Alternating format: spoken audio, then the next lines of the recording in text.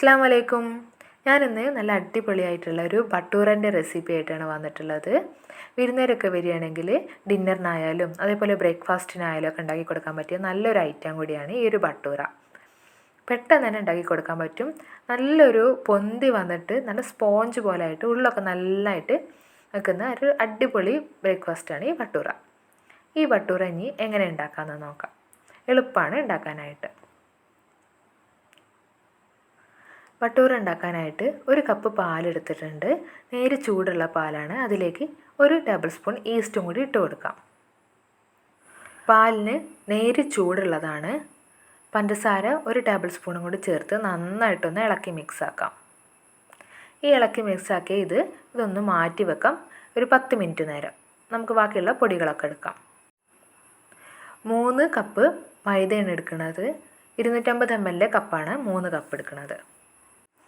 നേരത്തെ കുതിർത്തി വെച്ച ഈസ്റ്റ് ഇട്ട പാലുണ്ടല്ലോ, അത് ചേർത്തിട്ടാണ് ഈ ഒരു പൊടി കുഴക്കുന്നത്. നമ്മൾ വേറെ എക്സ്ട്രാ വെള്ളം കുറേശ്ശെ ചേർക്കുള്ളൂ. ആവശ്യത്തിനുള്ള ഉപ്പും കൂടി ചേർത്തെടുക്കാം. 1 ടേബിൾ സ്പൂൺ. നന്നായിട്ട് പൊടികളൊക്കെ മിക്സ് ചെയ്യാം. ഉപ്പൊക്കെ ഒന്ന് പിടിക്കാൻ വേണ്ടിയിട്ട്. അതിലേക്ക് തൈര് എടുക്കുന്നുണ്ട്. പുളിയില്ലാത്ത തൈരാണ് എടുത്തിട്ടുള്ളത്. നിങ്ങൾക്ക് കട്ട തൈര് വേണമെങ്കിൽ എടുക്കാം. എൻ്റേത് കുറച്ച് ലൂസായൊരു തൈരാണ്, പക്ഷെ പുളി കുറവാണ്. 2 ടേബിൾ സ്പൂണോളം എടുത്തിട്ടുണ്ട്. അതും കൂടി പൊടിയുമായിട്ട് മിക്സ് ചെയ്യാം. 2 ടേബിൾ സ്പൂണോളം സൺഫ്ലവർ ഓയിലാണ് ചേർത്തിട്ടുള്ളത്. വെളിച്ചെണ്ണ ഒന്നും ചേർക്കരുത്. അതും കൂടി ഇതിൽ നന്നായിട്ടൊന്ന് മിക്സ് ചെയ്യുക. ഇപ്പം നമ്മൾ നേരത്തെ എടുത്ത് വെച്ച ആ പാലും ഈസ്റ്റും കൂടി ഉള്ളത് 10 മിനിറ്റ് ആയിട്ടുണ്ട്. അതും കൂടി നോക്കാം. ഇത് കുറേശ്ശെ ഒഴിച്ചിട്ടാണ് നമുക്ക് പൊടിയൊന്ന് കുഴച്ചെടുക്കേണ്ടത്. അപ്പോൾ നന്നായിട്ട് ഇത് പൊന്തി വന്നിട്ടുണ്ട്. നന്നായിട്ടൊന്ന് ഇളക്കി മിക്സ് ആക്കാം. ഇനി ഇത് കുറേശ്ശെ ഒഴിച്ചിട്ട് നമുക്കിതൊന്ന് ഇളക്കി ഒന്ന് മിക്സ് ചെയ്യാം.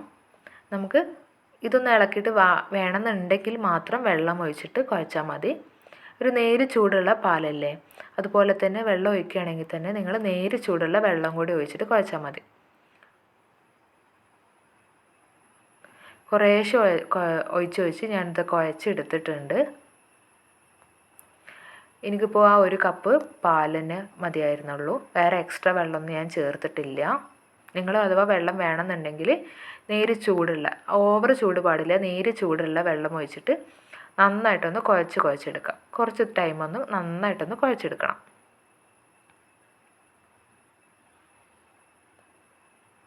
നന്നായിട്ട് കുഴച്ച് ഒന്ന് ബോളായി വന്നത് നമ്മളെ മാവ് ഒരു പാത്രത്തിൽ നന്നായിട്ട് എണ്ണ തടവുക. വെളിച്ചെണ്ണ അല്ല, സൺഫ്ലവർ ഓയിലാണ്. നല്ലോണം തടവിയിട്ട് അതിലേക്ക് ഈ ഒരു മാവ് വെച്ച് കൊടുക്കാം. അതിൻ്റെ മേൽഭാഗത്തും കുറച്ച് എണ്ണ ഒന്ന് തടവിയിട്ട് ഇതുപോലെ നന്നായിട്ടൊന്ന് മൂടി വെക്കാം.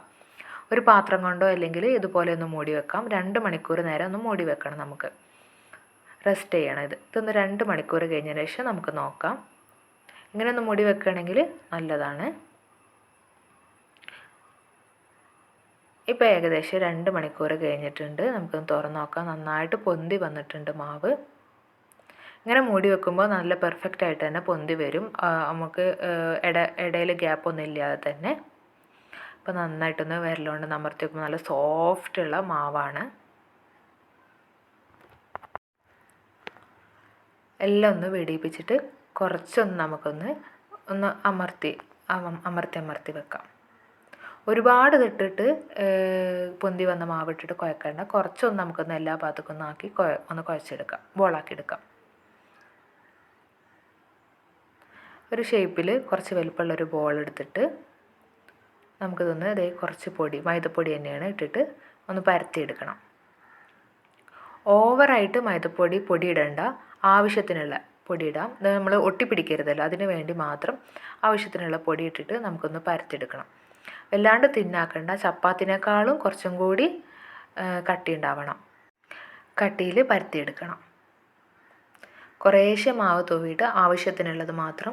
നമുക്ക് പൊരിച്ചെടുക്കുമ്പോൾ പെട്ടെന്ന് എണ്ണ കറക്കാനും അതുപോലെ മുരിഞ്ഞു പോകാനൊക്കെ സാധ്യതയുണ്ട് പൊടി കൂടുതലിട്ടാൽ. ഇപ്പം ഞാൻ ഏകദേശം ചപ്പാത്തിനേക്കാളും കട്ടിയിൽ പരത്തിയെടുത്തിട്ടുണ്ട്. നമ്മളൊരു കുബൂസിൻ്റെ ഒക്കെ ഒരു കട്ടിയിൽ പരത്തിയെടുത്തിട്ട് ഇതുപോലെ ഒന്ന് മുറിച്ചെടുക്കണം. നിങ്ങൾക്ക് വട്ടത്തിൽ ബൂരിയുടെ ഷേപ്പ് വേണമെങ്കിൽ അങ്ങനെയും ബൂരിയുടെ ഷേപ്പിലായിട്ട് എടുക്കാം. ഞാനിപ്പോൾ അതുപോലെ ഒരു ഷേപ്പിലാണ് എടുക്കുന്നത്. ഇത്ര ഒരു കട്ടിയിൽ. ഈ ഒരു കട്ടിയിലാണ് എടുത്തിട്ടുള്ളത്. നന്നായിട്ട് ഉള്ളൊക്കെ പൊന്തി വരാനുള്ളതല്ലേ, അപ്പോൾ ഒരു നല്ല നൈസാക്കിയാൽ പറ്റില്ല, നല്ല കട്ടിയിലാക്കിയാലും വെന്ത് കിട്ടില്ല. അപ്പോൾ അതുകൊണ്ട് മീഡിയം കട്ടിയിലായിട്ട് ഇതുപോലൊരു കട്ടിയിലെടുക്കുക. നമുക്കിതൊന്ന് പൊരിച്ചെടുക്കാം.